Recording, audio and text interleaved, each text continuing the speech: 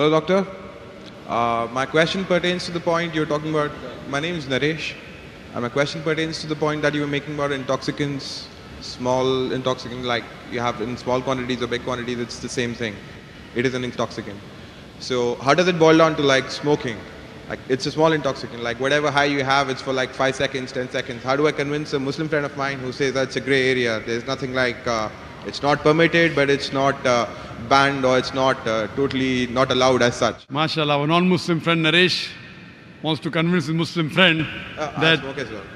as far as smoking is concerned, he said what intoxicates in large quantity is prohibited in small quantity. That's the hadith of beloved Prophet Muhammad Sallallahu Alaihi Wasallam. Sunan Ibn Majah, volume number 4 in the book of intoxication. Book number 30, hadith number 3392. But this, as far as smoking is concerned, all type of smoking is not intoxicants. But I know ganja, charas is intoxicant, so that falls in the intoxicants. But if it is not intoxicating, previously there was a fatwa amongst the sheikhs.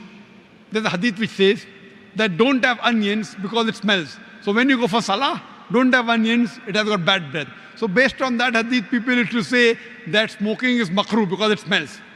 Because of lack of knowledge of science. Today, we have come to know that tobacco in any form, smoking, chewing, etc., is the second largest cause of death. The first largest cause of death is alcoholism. Several millions of people die every year. It is the single largest cause of death. More than terrorism, more than war. Every year, millions of people die. The second largest cause of death is tobacco. According to World Health Organization, every year, more than 4 million people die only because of tobacco.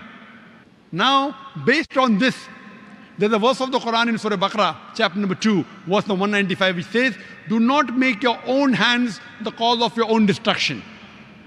That means committing suicide or causing self-loss is prohibited. So based on this verse, today we come to know smoking is nothing but slow poisoning. So based on this verse today, there are more than 400 different fatwas from different parts of the world that smoking is haram.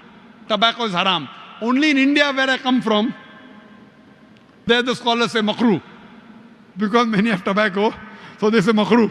But today, Saudi Arabia, Egypt, many parts of the world, there are more than 400 fatwas saying that smoking and tobacco in any form, nicotine is haram. So Islamically today, smoking is haram based on the verse of the Quran, Surah Baqarah chapter 2, verse number 195. Do not make your own hands the cause of your destruction. So tell this to your friend, give the reference of the Quran. Inshallah, he'll be convinced if he's a good Muslim.